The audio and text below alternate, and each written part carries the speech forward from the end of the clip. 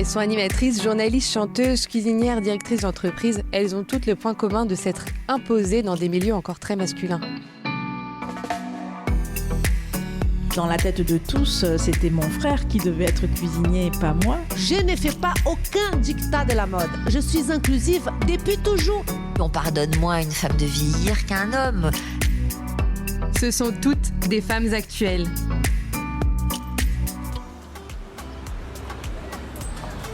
Hélène Darroze m'a donné rendez-vous dans son restaurant Marsan, dans le 6e arrondissement à Paris. Il est à peu près 11h30 et avant de franchir les portes de ce restaurant, je suis un peu impressionnée. Elle est quand même l'une des femmes chefs les plus étoilées au monde. Je mesure la chance que j'ai de passer ce moment avec elle. Juste avant le coup d'envoi, elle a pris le temps de répondre à mes questions avec une grande sincérité. Aujourd'hui, je me trouve avec Hélène Darroze. Bonjour. Bonjour. Alors, dites-nous un petit peu où on se trouve. Alors, on est à Marsan, dans mon restaurant, le premier de mes restaurants, celui que j'ai ouvert il y a 25 ans déjà maintenant, qui autrefois s'appelait Hélène Darroze, mon nom, et qu'on a rebaptisé à la suite d'énormes travaux qu'on a fait en 2019. Donc Marsan, c'est un peu la maison mère de toutes mes activités. C'est là où tout a commencé pour moi. Voilà. Et on est en particulier dans un petit salon privatif qui me sert de bureau parce que j'ai plus de bureau. Et oui, on voit plein de petits documents, tous les pense-bêtes, tout le programme du jour, j'imagine, bien rempli. Voilà, les bureaux sont au-dessus, les bureaux du groupe, en fait, sont au-dessus de Marsan, mais moi, on m'a pris mon bureau. Maintenant, il y a trop de monde qui travaille dedans, donc j'ai plus de bureau. Mais vous êtes à côté des cuisines, on n'est pas très loin. Voilà. Donc, au cas où, on peut toujours vous libérer rapidement. Exactement. Alors, c'est assez difficile à croire, mais au début, vous n'étiez pas prédestinée à être cuisinière. Je reprends cuisinière parce que je crois que chef, c'est pas quelque chose. Non, moi, je déteste le mot chef. Voilà, je déteste ce côté militaire.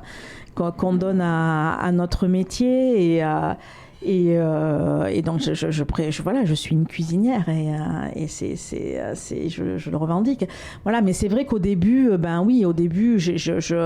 c'était pas dans ma tête parce que je suis née dans une famille de cuisiniers. Vous êtes la 4e génération, c'est ça ? La 4e génération, exactement. Et c'est vrai que dans la tête de tous, c'était mon frère qui devait être cuisinier et pas moi. Et moi, j'étais plutôt une bonne élève à l'école, donc j'ai fait des études. J'ai eu mon baccalauréat au milieu des années 80. Et à cette époque-là, voilà, quand on est bon élève, on fait pas de la cuisine, hein, on va à l'université. Alors, j'ai fait une prépa et une grande école de commerce après. Voilà, et en plus j'étais une femme, et c'est vrai que voilà, les grands cuisiniers, c'était plutôt des hommes que des femmes. Donc voilà, mais au fond de vous, c'est quand même quelque chose que vous vouliez faire. Alors je sais pas forcément. Non, je sais pas si je réalisais que je voulais faire ça. Je sais pas du tout. En tous les cas, ce que je sais, c'est que j'aimais cuisiner. Depuis toute petite, j'aimais pâtisser et j'aimais cuisiner. Ça, c'était ancré en moi. Je le faisais à la maison, je le faisais pour mes potes quand j'étais étudiante à Bordeaux. J'ai toujours fait table ouverte et ça, je sais que j'aimais cuisiner et je sais qu'on se régalait chez moi. Voilà, c'est ce que je peux dire.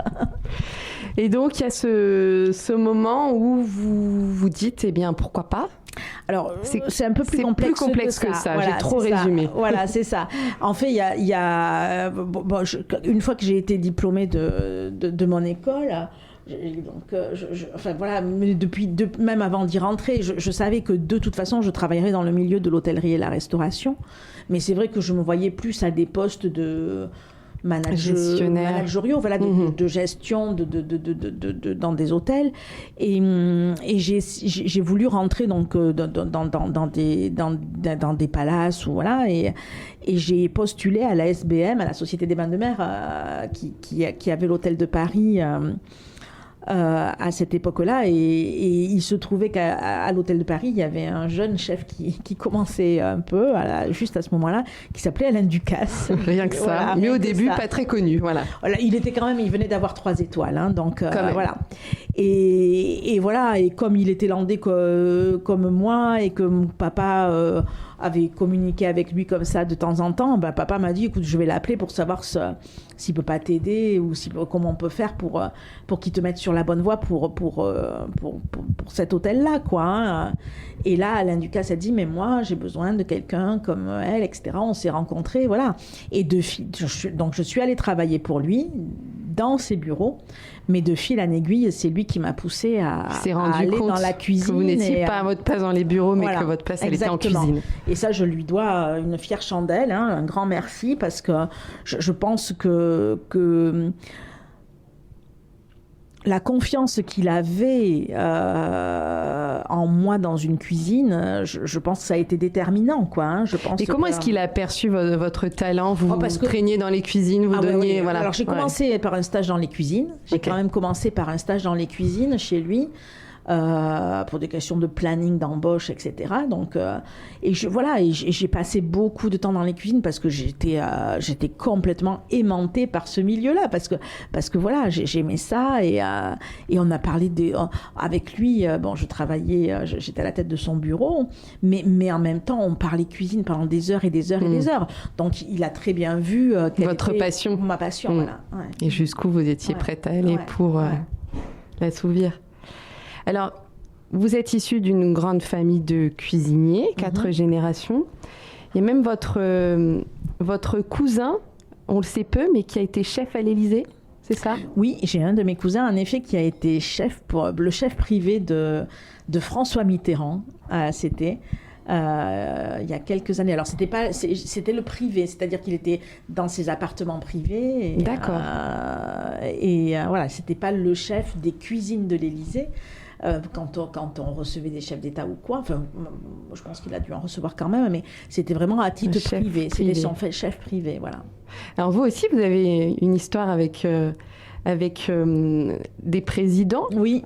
C'est un peu le déjeuner qui a aussi tout lancé. Alors, c'était un dîner. Oui, c'était un dîner. Et, c'était Jacques Chirac qui recevait Helmut Kohl à Périgueux, donc dans le sud-ouest, à l'occasion d'un salon du livre. C'était un peu improbable ce dîner, hein, parce que Madame Kohl avait écrit un livre de cuisine et elle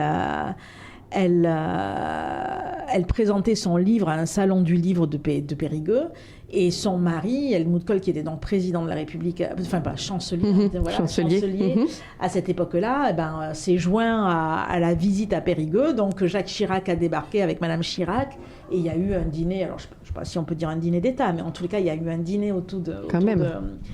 Et j'ai cuisiné. Et j'ai cuisiné un plat qui est resté dans les annales, parce que ce plat a eu beaucoup de succès. Et voilà. Qu'est-ce que c'était comme plat? C'était un pigeon qui était cuisiné comme une poule au pot, farci, et avec une sauce au foie gras. Et Monsieur Chirac en a redemandé 2 fois. Il est venu vous voir à la fin du dîner? Alors, c'est moi qui suis allée en salle, et justement, à ce moment-là, il y a une scène qui est pour moi historique, en tout cas, et que j'oublierai jamais. Madame Chirac s'est levée. On était 3 ou 4 chefs à avoir cuisiné. Et Madame Chirac s'est levée, et elle est venue avec un peu sévère, avec son air sévère, et un peu avec le doigt comme ça, en disant « Mais qui a cuisiné le pigeon ?» Qui a cuisiné le pigeon? Et moi, j'étais là, mais j'étais toute jeune, hein, j'avais pas 30 ans, hein, donc... Incroyable. Et donc, moi, j'ai bien été obligée de dire « C'est moi, madame », et elle me dit « Mais vous savez que mon mari et moi, nous ne mangeons jamais d'oiseaux ». Alors, j'étais tremblante. Moi, je dis, non, je ne savais pas. Et elle m'a dit, mais est-ce que mon chef peut vous appeler lundi pour avoir la recette? Donc, c'était... voilà, c'était gagné. Oui.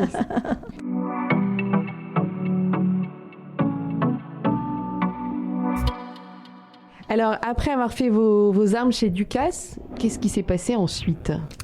Alors, ça, c'était le dîner de Helmut Kohl. J'étais déjà partie chez Monsieur Ducasse. Hein, et j'étais chez mon papa. Je suis rentrée donc, dans la maison familiale où j'ai travaillé pendant 4 ans. Et où là, c'est là que vraiment Ducasse m'a dit « Ok, vous y allez, mais allez-y derrière le piano. » quoi. Hein, et c'est donc là que j'ai commencé à faire mes armes et vraiment à me consacrer à ce métier. Et ensuite, vous Et n'avez ensuite, pas voulu y rester. Voilà, Comment ça ensuite- s'est passé? Parce que Ensuite, en fait, il y avait plusieurs raisons. C'était une maison à qui il fallait redonner un grand coup de neuf. Et moi, j'y dépoussiérer un croyais petit pas. peu. Voilà. Et moi, j'y croyais pas trop. J'y croyais pas trop. J'y croyais pas parce qu'elle était au milieu d'un village. Enfin, voilà, il n'y avait pas de tissu économique, il y avait pas de, c'était pas forcément très touristique, donc j'y croyais pas, donc je m'en sentais pas les épaules, et voilà, et donc j'ai beaucoup réfléchi à me dire ben qu'est-ce que je fais? Est-ce que je la relance? Est-ce que je vais m'installer ailleurs dans le sud-ouest? Et puis voilà, et puis de 4 ou 5 ans après, donc j'ai pris la décision de venir ici à Paris parce que je ne pensais pas y rester si longtemps, hein, d'ailleurs. Je l'ai fait à la fois pour des raisons personnelles et puis des raisons, voilà, je me suis dit, il faut passer par Paris, il faut C'est là où tout se passe. voilà, c'est là où, c'est vraiment là que tu vas avoir, je sais pas, c'était comme ça. Vous étiez attiré. Parfois, il y a des plein d'explications. Voilà, exactement. Et voilà, et j'ai ouvert donc Hélène Darroze, hein, qui est aujourd'hui Marsan, en octobre, le 14 octobre 1999. Il y a des dates qui restent comme ça Gravées. gravées dans la tête. Hein. Et voilà. Et lorsque vous débarquez à Paris, je ne sais pas si c'est le bon terme, mais en tout cas, voilà, vous arrivez de province, vous êtes une femme en cuisine. C'est quand même pas commun. J'ai une histoire de famille, Voilà. je suis une élève d'Alain Ducasse, donc oui, c'est tout de suite, tous les projecteurs se sont... j'ai 30 ans. C'est pas habituel en tout cas. Non, voilà, c'est ça. Comment vous avez vécu ça? Ça a été une période difficile, très exaltante, hein, parce que tout de suite, waouh, quoi, hein, tous les projecteurs dessus. Mais ça a été très très difficile. On a eu une étoile au Michelin tout de suite. Hein, la maison, elle était quand même grande, un peu difficile. Parce qu'elle est, là ici cette maison elle est sur 4 étages, donc voilà, j'avais investi tout l'argent que j'avais, donc vous voyez, il y avait une grosse pression. Et puis une ouverture qui, voilà, tout de suite ça a été une espèce de raz-de-marée là, parce que très médiatisé, hein, d'abord. Et voilà, et puis parce que après on faisait, j'ai toujours dit, on me disait mais comment vous expliquez votre succès? On me disait, je disais peut-être parce que je fais de la bonne cuisine aussi, tout simplement. Et donc en tout cas, voilà, c'est ça, j'ai eu des années quand même où, voilà, il a fallu s'accrocher. Hein, pendant longtemps, je commençais à 6h le matin quand la marchandise arrivait, à lever le poisson, à faire ça, et puis je finissais à 2h à finir la plonge. Donc ça a été quand même un peu difficile. Et toute cette médiatisation, tout ce poids aussi d'avoir une affaire, d'investir autant d'argent, tout votre argent. Ouais, oui, bien sûr. Je pense qu'il y a eu des gros moments de stress. Et il y en a toujours de toute façon, hein, ça c'est clair. Mais je sais pas, moi je suis d'un naturel très positif, très optimiste. Et puis quand on est pris comme ça dans une espèce de roue où il faut avancer, parce qu'on a des responsabilités, on avance et voilà. Vous diriez qu'il faut avoir une force de caractère particulière pour affronter tout ce que vous avez dû surmonter? Certainement, mais moi je dirais qu'il faut avoir confiance en soi. Il faut avoir confiance en soi dans un sens positif, bien sûr. Mais, alors, au-delà de la confiance en soi, il faut avoir confiance en la vie et donc du coup en son instinct. Et voilà, c'est plutôt à ça que je dirais, quoi.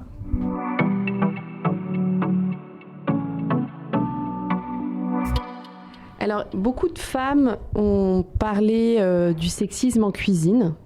Ont brisé le silence. Est-ce que c'est quelque chose que vous avez vécu? Moi, j'en ai jamais trop parlé parce que justement, c'est quelque chose que moi, j'ai pas vraiment connu, quoi. Hein. Donc, je suis une très mauvaise cliente quand on vient m'interroger là-dessus. Voilà, je dis pas que ça n'existe pas, mais c'est pas quelque chose. Parce que j'ai des témoignages d'amis, qui ont vécu ça et que je veux bien les croire, bien sûr, mais moi c'est quelque chose, mais c'est pareil, c'est peut-être mon naturel optimiste, hein, en tous les cas, je n'en ai jamais eu conscience si ça a existé pour moi, mais j'ai pas l'impression que ça a existé pour moi, je pense que, voilà, mais une fois de plus, quoi, voilà, c'est vrai que voilà, quand je travaille et quand je suis... moi, j'ai la tête dans le travail. Et je dis toujours, quand on me dit, mais quel conseil donneriez-vous à une jeune femme? Justement, de rester femme, quoi. C'est toujours ce que je dis. Parce que j'ai jamais essayé d'être un mec, moi. J'ai jamais essayé de... Ça faisait partie des questions que je voulais aborder avec vous, parce que ça reste quand même un milieu masculin. Est-ce que vous avez dû, vous adapter à... Mais pas du tout. Moi, j'ai toujours fait une cuisine qui me ressemble, une cuisine d'instinct, une cuisine d'émotion. J'ai jamais fait une cuisine qui voulait en démontrer. J'ai juste, et je suis toujours restée dans mon coin à faire ce que j'avais à faire et à être moi-même. Et j'ai jamais cherché à prendre la place de quiconque. Et voilà. Donc, je pense que tout ça, ça... Ouais, je sais pas. En tout cas, moi,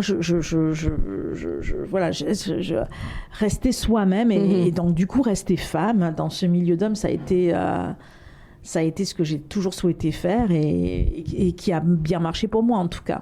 Est-ce que vous avez l'impression d'avoir ouvert une voie et d'avoir contribué à ce que les femmes se fassent une place en cuisine?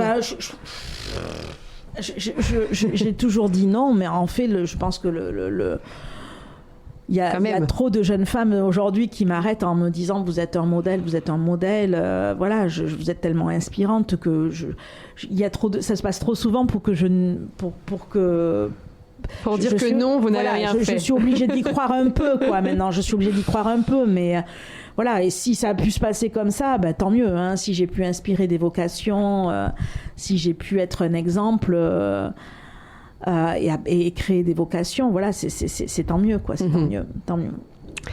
Alors, vous n'êtes pas seulement cuisinière, vous êtes aussi une femme d'affaires. Oui, par la force des choses. Alors, femme d'affaires, vous n'aimez pas ce terme, mais en tout cas... Je dirais chef d'entreprise. Chef d'entreprise, parce que femme d'affaires, il y a un côté où, très, très attaché à l'argent. On veut faire de l'argent. Voilà, c'est ça. C'est pas quelque chose qui vous parle. Je suis chef d'entreprise, hein, donc j'ai des entreprises et il faut bien sûr qu'elles soient rentables. Mais l'argent n'est pas une obsession pour moi, quoi. Moi, j'ai juste une responsabilité. Aujourd'hui, je pense que il y a à peu près... je pense qu'on doit être pas loin ou un peu plus, même peut-être, je sais pas, il y a 200 personnes qui travaillent avec moi. Donc, j'ai cette responsabilité que mes affaires... tenir le bateau. Mes restaurants qui sont à moi ou ceux que je dirige pour d'autres, il faut que ça marche. Ça, c'est vrai. Donc alors voilà, je suis une chef d'entreprise et j'ai la chance d'avoir autour de moi des collaborateurs qui m'aident à faire tout ça, quoi. Mais oui, vous n'êtes pas toute seule. Voilà, je ne suis pas toute seule. Non, ça, certainement pas, non.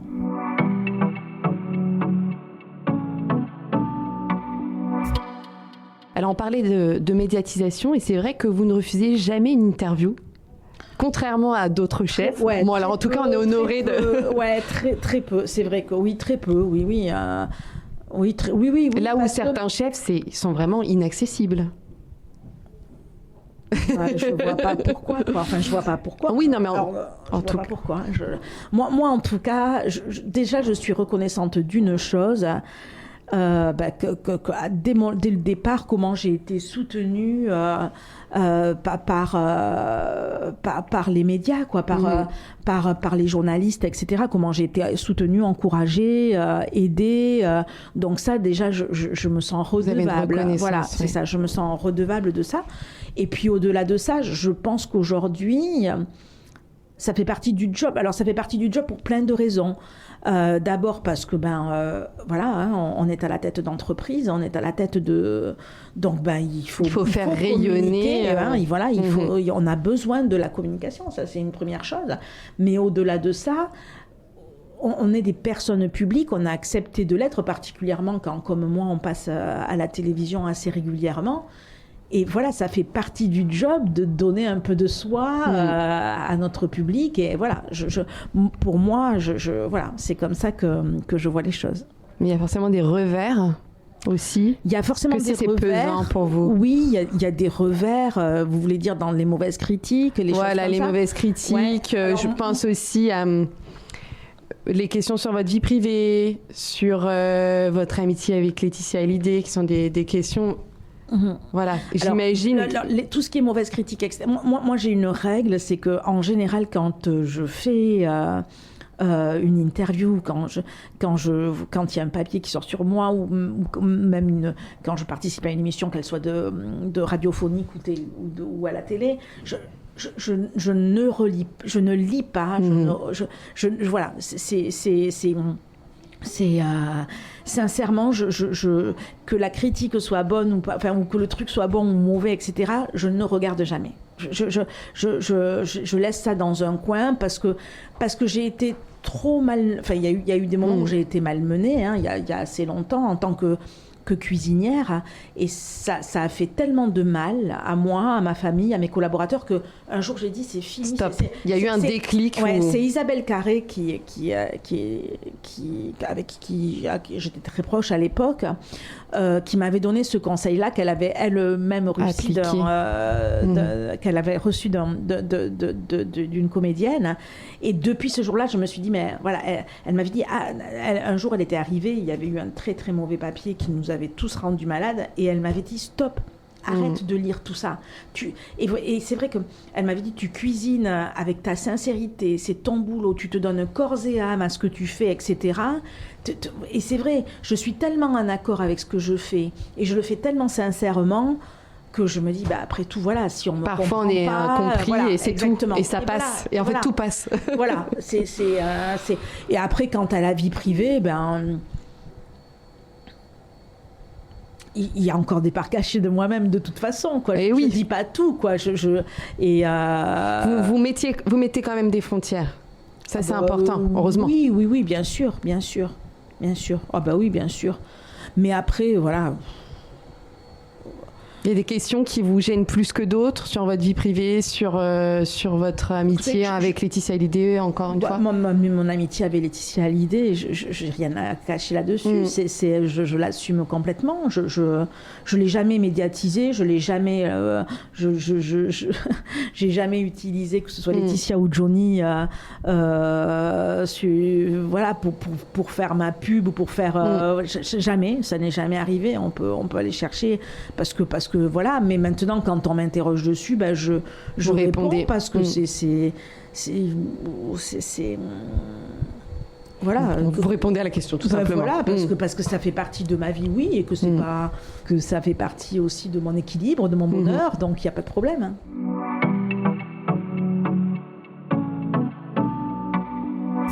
Vous êtes très actif sur les réseaux sociaux. Il y a cette ambivalence, moi, que j'ai constatée. C'est vrai que vous êtes assez secrète, discrète, et en même temps, sur les réseaux sociaux, vous partagez votre quotidien, vos vacances, des petites choses, des petits plats, vos enfants. Ça a toujours trait à la cuisine. Tout ce que je partage, ça... Bon, des fois, mes filles, non, comme ça, parce que mes filles, c'est un tel bonheur pour moi, et j'aime pas le mot fierté, mais c'est aussi de la fierté quand même. J'aime dire ça parce qu'elles sont sympas, parce qu'elles sont cool, parce qu'elles sont... voilà, c'est vrai que je redoutais le moment où elles allaient grandir, parce que moi j'adore les bébés, j'adore les petites filles, etc. Et puis et tout le monde me disait, mais tu verras à tout âge, etc. C'est génial, mais non. Mais voilà. Et en fait, voilà, aujourd'hui elles ont 14 et 16 ans, et c'est vrai que c'est juste génial, parce que mais parce que c'est des gentils ados, et qu'on partage tellement de choses, on discute de tellement. Moi, il me semble pas qu'à leur âge j'étais aussi ouverte, que j'étais aussi curieuse, et curieuse, mais aussi réfléchie, enfin aussi, je sais pas, elles ont des réflexions, enfin je trouve elles ont un acte de pensée qui est, alors je sais pas si c'est justement parce qu'on est beaucoup plus sollicité que je l'étais à leur âge, mais peut-être les réseaux sociaux aussi aident. Au-delà des réseaux sociaux, tout ce qu'on peut trouver, par exemple les podcasts, justement. Ma grande fille, elle écoute énormément de podcasts, etc. Et c'est vrai que ça enrichit. On a beau dire, on est tout le temps sur son téléphone, ou on est tout le temps sur son ordinateur, mais ça n'empêche que c'est une culture, une autre culture, quoi. Voilà. Et du coup, on a de ces... Mais elle me fait halluciner. Des fois, j'ai des conversations avec elle qui me font grandir, quoi. Donc c'est génial, quoi. Donc des fois, oui, j'ai juste le bonheur de maman de mettre sur les réseaux sociaux, de dire, voilà, ça, c'est mes filles et je les aime tellement et je suis tellement fière de ce qu'elles deviennent, quoi. Donc voilà, c'est tout. Mais sinon, après tout le reste, quand je partage mes vacances ou quoi, ça en général tout le temps trait à la cuisine. C'est pour faire découvrir un marché, un produit, un restaurant ou une recette que je fais à la maison. Je pense pas que ce soit de l'étalage de ce que je vis, quoi. Donc, vos filles, Charlotte et Kitry, 16 et 14 ans, pardon, donc elles sont ados. C'est parfois une période qui est redoutée par les parents. Comment est-ce que vous appréhendez-vous ce moment-là ? Écoutez, on le vit, oui, avec tout ce que ça peut comporter d'interrogations de leur part, parfois un peu de mal-être, il faut le dire, parce que c'est vrai que ça peut exister, mais en même temps, ça se passe très très bien, parce qu'on parle beaucoup, parce qu'on communique beaucoup, parce qu'elles savent, je pense qu'elles peuvent compter sur moi, parce que moi j'ai confiance en elles, et voilà, quoi. Et c'est plutôt une période, je touche du bois, d'ailleurs, qui se passe très très bien. Sur les dossiers de chaise. Et c'est plutôt quelque chose qui se passe bien voilà. Mais qui vous enrichit. C'est intéressant ce que vous disiez, qu'elles vous apportent énormément et qu'elles vous font grandir. C'est incroyable, quoi. Voilà, mais alors j'ai de la chance parce que pour l'instant, elle ne réclame pas de sortir Pas d'heure. Non, pas du tout, ça ne se passe pas du tout comme ça. Des fois même, je me dis, mais est-ce que c'est normal ? Mais au contraire, elles aiment partager du temps avec moi, elles aiment toujours... Ça, c'est votre priorité parce qu'il y a quand même... Top Chef, vos restaurants, vos enfants, Top Chef, mais vous arrivez quand même à... mes filles resteront toujours ma priorité. Je suis allée les chercher dans un orphelinat, c'est pas pour le faire à moitié, quoi. Ça, c'est clair. Et c'est du coup, entre le travail et ça, c'est sûr que c'est peut-être au détriment d'autres choses. Mais ce sont vos choix. Mes amis se plaignent souvent de ne pas me voir assez, mais ouais, voilà, c'est comme ça. Ils m'ont vu beaucoup à un certain moment. Ils me reverront plus tard. Mais là, à ce moment, je veux pas rater. Moi, j'ai eu la chance d'avoir une éducation qui fait que j'en suis là aussi aujourd'hui. Et je veux leur donner cette même chance, quoi.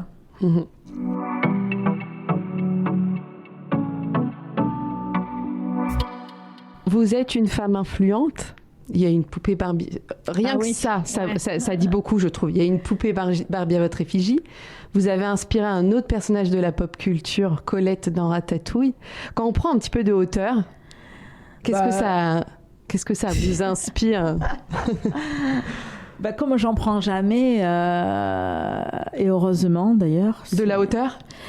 Oui, parce que oui, en effet, c'est pas commun, c'est pas banal. Je m'en suis rendu compte quand, là récemment, il y a une poupée Barbie qui est sortie sur le handicap. D'abord, ça m'a fait réaliser qu'il y avait aussi une poupée Barbie qui était sortie sur la cuisine. Voilà, donc ça veut bien dire qu'aussi... Enfin, voilà... Et que vous représentiez ça. Et qu'en plus je représente ça, oui, voilà. Mais bon, oui, mais c'est vrai que tout le monde me parle de cette poupée Barbie, tout le monde me parle de Colette. Parce que c'est un symbole, en fait. Quoi. Oui, mais ça résume beaucoup de choses. Oui, mais moi je m'en rends pas compte. C'est quand on m'en parle que je me dis, ils ont pas tort, mais voilà, je vous dis, la fierté, c'est pas quelque chose qui m'habite, quoi. Je suis heureuse si je peux faire bouger les lignes. Je suis heureuse si je peux faire changer les choses, si je peux apporter ma contribution par une certaine notoriété ou par simplement le fruit de mon travail sur des causes qui sont justes et qui sont en adéquation avec mes valeurs. Donc voilà, ça s'arrête là, quoi. Donc il y a la télé, ça fait maintenant 9 ans que vous faites partie du jury de Top Chef. Est-ce que vous dites, allez, une 10e saison, ça fait un chiffre rond, c'est un anniversaire et après je passe à autre chose, ou c'est vraiment quelque chose qui vous nourrit et qui est important dans votre équilibre ? Alors, chaque année, et particulièrement à cette période-là de l'année, c'est le gros... Point d'interrogation. Gros point d'interrogation, parce que c'est quand même... Beaucoup d'investissement. J'adore ce que je fais à la télé. J'adore ce que je fais à la télé. C'est vraiment... c'est vraiment 2 mois de tournage qui sont une parenthèse dans ma vie professionnelle et c'est vraiment beaucoup de bonheur et j'y prends beaucoup de plaisir et voilà. Mais en même temps, c'est tellement chronophage et c'est tellement fatigant et qu'aujourd'hui, ben voilà, hein, chaque année, il y a toujours un resto ou 2 de plus à s'occuper par rapport à l'année précédente. Donc voilà, donc je sais pas ce que je me dis. Voilà, je sais pas ce que je me dis. Vous en parlez avec vos filles? Oui, bien sûr, oui. Oui. Qu'est-ce qu'elle vous... Bah alors elle, vraiment, la télé, ça les...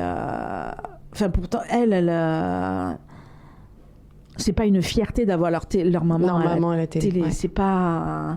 mais vraiment, donc elle voit juste le fait que cette période-là, elle est toujours très difficile pour moi, quoi, parce que c'est se lever à 6h30 le matin et rentrer tard et en même temps se sentir frustré parce qu'on n'a pas eu le temps de passer dans les restaurants ou voilà, donc se sentir frustrée aussi parce que elles aussi, elles sont sacrifiées un peu, donc elle voit ça, ce qu'elle voit, c'est leur maman qui passe à la télé, c'est toute la difficulté d'organisation derrière. Exactement. Est-ce que vous aimeriez qu'une autre femme rejoigne le jury et surtout, est-ce que vous en avez parlé avec certaines d'entre elles? Je pense notamment à Anne-Sophie Pic. Non, avec Anne-Sophie, on n'en a jamais parlé. J'en ai parlé avec une qui était venue me remplacer, qui s'appelle Marie Souria, qui est la chef de Potel et Chabot, qui était venue une fois me remplacer dans le cadre d'un contexte d'une épreuve. Et de toute façon, un jour, il faudra me remplacer, ça c'est certain. Et oui, il va falloir y penser. Et puis peut-être qu'à un moment donné, on fait le tour aussi. J'imagine. Bon, là, vous avez un nouveau rôle. Voilà. Hein. Alors, ce que j'ai fait l'année dernière, j'avoue, c'était top.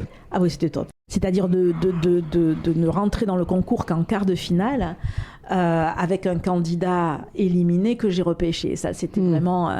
mais hélas, on pourra le faire qu'une fois parce que la surprise, ça a été... à moins qu'il trouve encore, je sais pas... Oh, parfois. Ouais, voilà, on va voir. On n'a pas commencé à parler encore avec la prod, donc voilà. Il faut attendre un petit peu.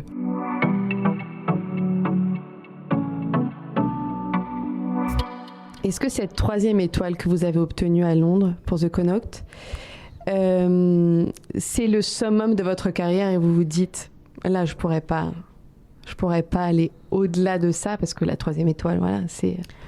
La 3e étoile. Alors moi, la 3e étoile, ça a été ma plus grande joie professionnelle, ça c'est certain. Ça a été une émotion incroyable. Ça a été quelque chose que j'ai vécu avec mes équipes qui a été juste incroyable, vraiment.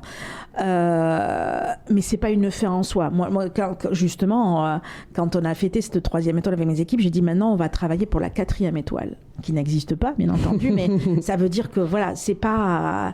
il faut toujours, même avec une 3e étoile, il faut toujours travailler et garder le cap, en fait. Garder l'humilité et se dire que demain est un jour nouveau et voilà. Vous aimeriez avoir une 3e étoile ici à Marsan ? Quelque part, oui, parce que c'est la maison mère. Donc, je pense que oui, dans le fond. Même si c'est pas... comme pour reprendre une phrase célèbre, je pense pas à ça en me rasant devant ma glace le matin. Hein, ça, c'est clair et net. Mais je pense que ici, tout le monde aimerait bien un jour, parce que c'est la maison mère, parce que c'est de là que tout a commencé, et que voilà. Mais... en même temps, ce qui est tellement important, c'est de donner du bonheur aux gens. C'est pas d'avoir une 3e étoile. Donc, et quand je vois le bonheur que les gens ont ici, parce qu'il y a tellement de sincérité, il y a tellement de moi dans ce restaurant, et quand je lis ce qu'ils peuvent écrire, et c'est ça, ça vaut une 3e étoile aussi, quoi. Oui, vous êtes à la fois dans l'excellence et le plus atteignable, on va dire, notamment avec ce nouveau concept de restaurant Joya Burger. C'est vrai que ça peut paraître surprenant et ça se fait de plus en plus qu'un chef s'empare de la street food et qu'est-ce que ça veut dire pour vous, justement, ce nouveau projet? Ça veut dire qu'on avait envie de s'amuser autrement. Avec mes équipes, on avait envie de faire de la cuisine autrement,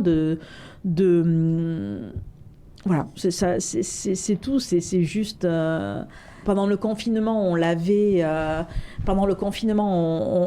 s'y était essayé, et ça avait marché, et voilà, on s'est dit pourquoi pas, et on s'était amusé surtout, donc on s'est dit pourquoi pas continuer à s'amuser, voilà. Vous en avez encore plein des projets comme ça en tête, on a l'impression que ça n'arrête jamais.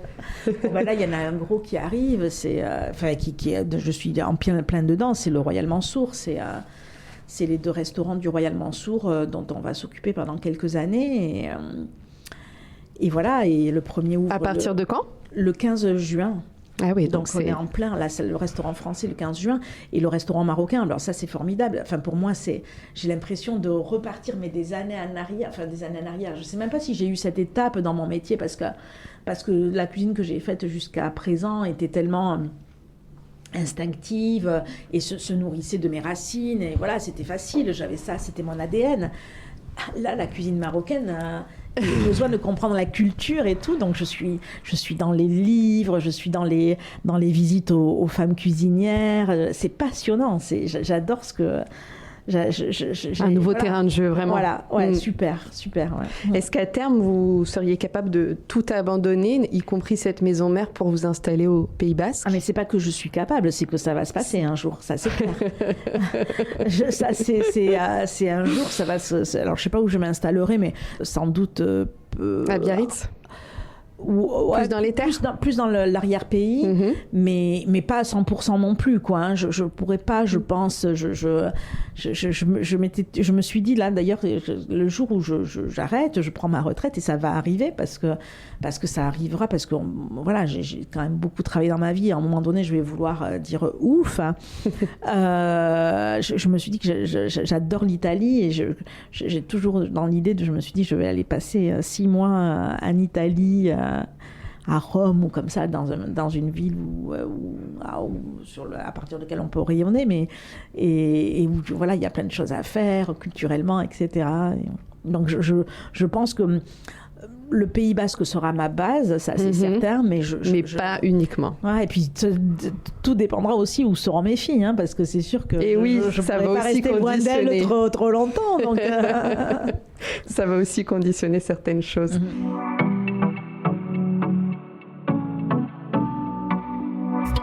On arrive à la fin de cet entretien, et en préparant cette interview, je me suis dit, mais il y aurait de quoi soit écrire une biographie, soit réaliser un biopic quand même. Ah bon, ok. Alors, moi j'adore écrire, hein, j'adore écrire, et j'ai écrit tous mes livres, hein, et j'en ai encore sous l'aile, hein, parce que j'en ai commencé un notamment que j'aimerais bien finir un jour, mais là j'ai vraiment pas le temps. Hein, mais un roman ou... Alors c'est pas un roman, c'est un livre autour de la cuisine. D'accord.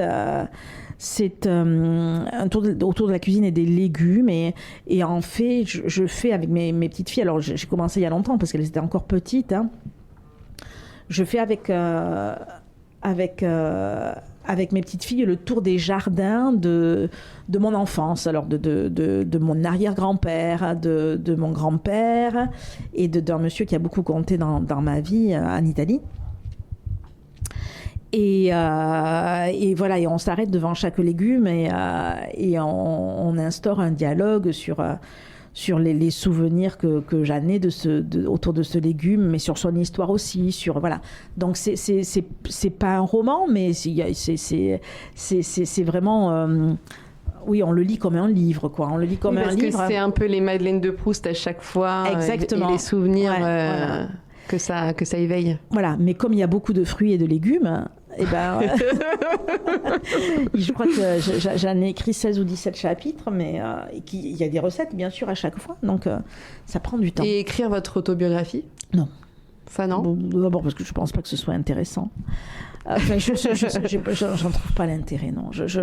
Vous avez déjà été approché par d'autres qui voudraient écrire votre biographie, qui voudraient faire un biopic aussi ? Est-ce que c'est des propositions que vous avez eues Pour l'autobiographie, oui. Ouais, l'autobiographie, oui. Mais bon, j'ai pas le temps. J'ai pas le temps même de parler à quelqu'un et de me raconter. Et ouais, bon, je sais, je faut suis garder pas des sûre que projets ça pour la intéresse. Et puis moi, les choses s'enchaînent tellement. Il y a tellement de choses et tout. Je suis pas sûre de me souvenir de tout, moi. On sera là pour vous le rappeler. Il y a cette phrase que vous avez, que j'ai lue dans une interview. Vous disiez que cette 3e étoile, elle vous a enfin donné un sentiment de légitimité. Parce que vous doutiez encore de votre légitimité. Quand j'ai lu ça, je me suis dit, mais comment on peut douter de sa légitimité quand on est Hélène Darroze ? C'est toute ma force, moi, je crois. Voilà, et c'est toute ma force. Ouais, de douter, de me remettre en question. Je pense que c'est ça ce qui fait ma force et qui fait que j'avance. Sincèrement, de se dire que, ouais, je pense que rien n'est acquis et qu'il faut toujours aller de l'avant. Exactement, je crois. Je vous remercie beaucoup pour cet entretien et puis, plein de bonnes choses pour vous. Courage pour le 15 juin, le Royal Mansour. Exactement. Et encore un grand merci. Merci à vous. Merci. Au revoir. Au revoir. Si vous avez aimé ce podcast, soutenez-nous sur toutes les plateformes en vous abonnant ou en mettant des petites étoiles. Et retrouvez plus d'épisodes sur votre plateforme d'écoute préférée. Et moi, je vous dis à bientôt pour un nouvel épisode. Ciao!